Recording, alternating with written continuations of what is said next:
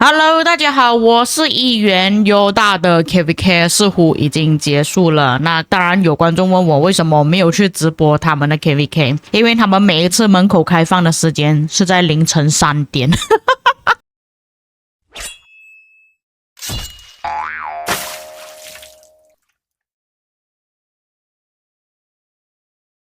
先跟大家讲一下他们 KVK 的情况，就是已经结束了。然后你们可以看到黄庭呢只有一个阵营占领，也就是火阵营。因为他们这一场 KVK 其实是1v3，主要是因为火阵营他们这边的玩家太强了。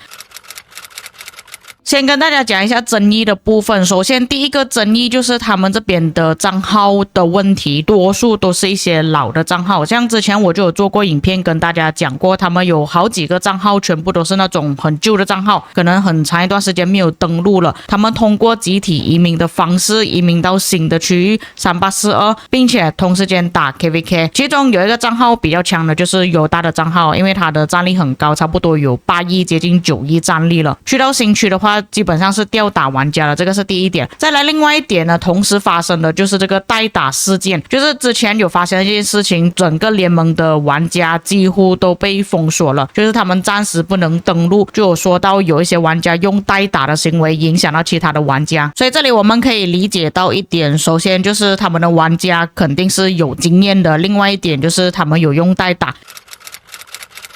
还有一点就是前阵子阿破的频道就有发布了这个短视频，然后你们可以稍微看一下，就是来自3851，也就是跟3842在同一个阵营的王国。你们可以看到那个地图啊，这边有3842、3851、3860，这个3851王国的其中一个玩家叫 Potato Sexy， 你可以看到他这里是已经有出现了一个标志，说他的万国行为分会比较偏低一点啊，所以就出现了这个东西。因为我看了一般玩家是没有这个东西的，可能是真的你的行为分比较低的时候，它才会出现这个标志吧。但是是多少我不确定，这边写70也有可能只是一个数字而已，或者是一个图示而已，不代表说它真的已经降到70了。但至少也是可以知道他们也可能有用一些机器人，用一些外挂，但是我不确定这个机器人跟外挂是不是会影响到他们战斗的，因为有些可能用机器人用外挂是拿去采集宝石啊、采集资源之类的，不一定会在 KVK 战斗的时候使用。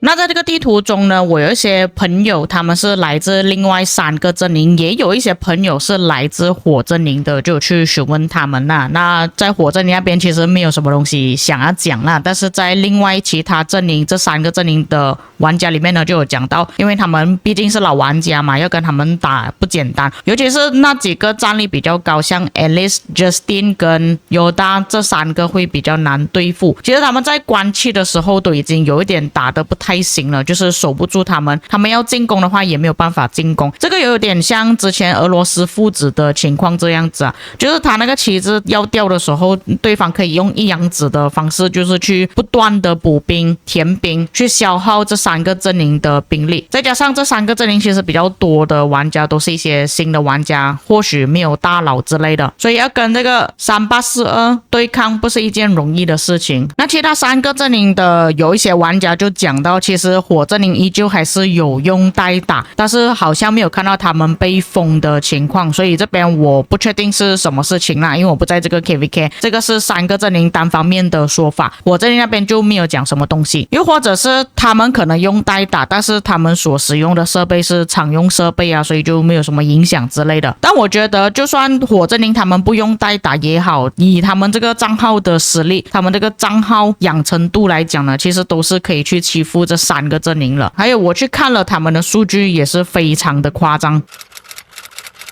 这里各位可以看到他们的阵营数据啊，你们可以看到火阵营是真的超级夸张了，他们这边的击杀，当然也是因为他们1打3的关系啊，所以如果我们要计算的话，要把这3个阵营的总击杀加起来，然后跟这里做比较。但是尽管我把这3个阵营的总击杀加起来呢，其实他这边的击杀就只有1885亿，还是比起火阵营这里打的还要更少。但是你们可以明显看到这3个阵营的治疗加起起来总数是比起火正营还要更多的，也就是说，其实这3个阵营他们的战损比几乎都是亏的，因为如果他是赚的话，他这边治疗其实会比较少一点啦，比较起他的击杀，像他这边击杀总数加起来比火正营更少，但是治疗比他们更多的话，可见得这3个阵营的玩家究竟有多难受啊！他一个火正营可以打得这么厉害，也算是很夸张。而且可以看到火正营这边大多数打得比较凶的就是3842的玩家，可以说3842这里玩家所打下来的击杀比他们这3个阵营加起来的还要更多，因为我刚刚算了这3个阵营加起来的总击杀就是1885亿嘛，这边就1932亿了。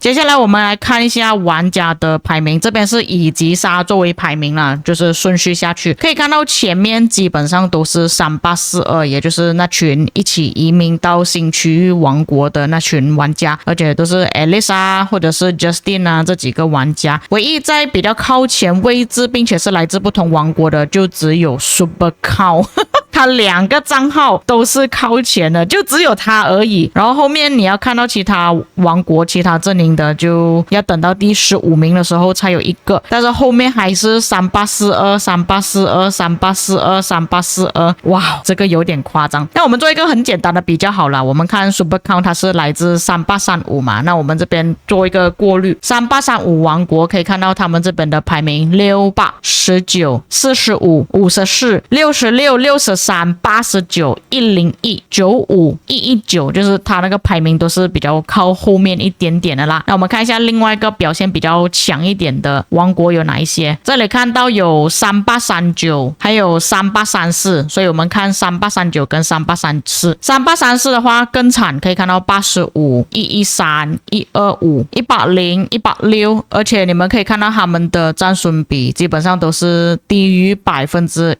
有一些比较高啦，像这个就比较高一点，211%，但是是在224排名的，所以很大可能他是做地鼠啊，或者是用不同的玩法去玩的。另外一个3839王国也好不到哪里去，就是109、116、135、146、169，比刚刚那2个还要更惨。唯一说这边表现到比较好的就只有风阵营3835吧，但是3835其实是距离火阵营也就是犹大王国最远的一个王国，但是没有想到他们这边表现其实比起另外2个阵营还要更好，所以很大可能那2个阵营在早期关市的时候是没有跟火阵营战斗啦，所以他们那个数据就没有这么高，只有等到关卡期开放的时候，他们就让出了位置，让风阵营就是建要塞在土阵营或者是水阵营附近，让他们去跟火阵营对抗。重点是他们这边的战损比都是超过100%的，我很少看到有一个低于100%的，说实话，所以基本上他们这边玩家的战损比都是赚的。那我们现在看一下3842的排名，基本上就是连贯性的1、2、3、4、5，基本上都是在前面的排名啊，都是在前100以内，所以你们可以想象一下，如果你们要在这种王国跟他们对打的话，要怎么打，怎么可能可以打得过？多数都是这些老玩家，你们也可以顺便看一下他们的 ID 之类的。另外一方面，我觉得3835那边击杀会比较多的原因，可能就是因为这个。在之前我说他们组队移民的事情下面呢，其实有个评论，但是我其实没有看到啦。我现在才看到，就是这个人呢，他是来自3842的国王，他就讲到其他的内容创作者也是有提到这种沉睡账号的事情，但他这边就有解释说他会这么做的原因是因为有一个玩家叫 Super Count， 也就是之前我所介绍的那个越南大佬，他用了多个300亿击杀的账号移民到3835，他是写入侵到3835，那他就说到3842就没有其他的选择，哇，你3835这样子搞，你找到一些老玩家进入你的王国，这样我也要这样子搞，我就要去找这种沉睡账号，这种优大的账号移民到3842来跟你对抗这样子。那也就是因为他们找了这种沉睡账号进入他们王国的原因，所以才导致到他们这场 KVK 变成1v3，也就是3个王国国对上13个王国。那确实就如他所说的 Supercow 的账号，你们可以从 ID 上面去看呢，其实他这个账号属于比较旧的账号了。如果你们是说新的账号的话，多数 ID 都是会长这个样子的，就是它的数字会比较长一点，大概有9位数左右啦。但是对我而言，3835那边有 Supercow 的事情是他的问题嘛，那你同时间你也是找了沉睡账号进入你的王国，那你就也是需要承受1v3的结果。但是最后他也是获得了胜利嘛，其实他也没有什么好抱怨的。所以如果他们是针对3835来打的话，我觉得是 OK 的。但他们这样子的行为其实也是有影响到其他的玩家、其他的王国。就像我前面所说的，水阵营跟土阵营也是受害者。他们王国多数都是原住民，根本没有办法跟3835或者是3842这样子的王国对抗。那今天我做这个影片的主要原因呢，除了一方面是要谴责这些玩家之外啦，另外一个我要讲的重点就是为什么官方一直要限制我们不能移民到 KVK2 的原因，就是我们这种账号其实算很老很旧的账号了，可能强度会比较高，我们的游戏经验也会比较好。如果我们去到这些新的区域跟这些新的玩家打的话，他们都会被我们欺负。就算我们不要讲统帅方面的事情啊，因为你去到 KVK2 你也不能用到一些新的统帅，你只能用旧的，但是你的装备可能都已经觉醒5了，或者是你的装备已经完整了，但是在 KVK2 的玩家可能他们才用蓝色或者是紫色的装备而已，所以还是一定会有差距的。从刚刚的数据上面你们也可以看到差距有多大了，所以官方他们限制老玩家不能移民去新区域，这个是可以理解的，否则只会导致到越来越多新的玩家他们在这个游戏中玩不下去，当这个游戏没有新玩家的时候，自然而然也是会随着死亡。当然另外一方面我也是希望官方可以把这个问题给解决啦，因为会变成这样子的情况，就是因为他们集体移民的事情啊，就是他们利用组队移民的方式移民到这些新的区域，然后不受到限制。如果大多数玩家一直长期用这种方式移民到新的区域，欺负一些新的玩家的话，这样子那些新的玩家就会很惨很辛苦。那总的来说，这场 KVK 所发生的事情大概是这样子啦。那我也没有什么东西好讲的，毕竟这个不是我的 KVK， 我也没有办法讲什么东西，我只能给大家知道其他阵营他们的看法，还有这场 KVK 的数据而已。至于各位在看了这个影片之后觉得怎么样呢？你们在看这场 KVK 的时候又有什么感想呢？你们觉得这样子公不公平、合不合理呢？都可以在评论区给我知道。以上就是本期内容，我们下个影片再见。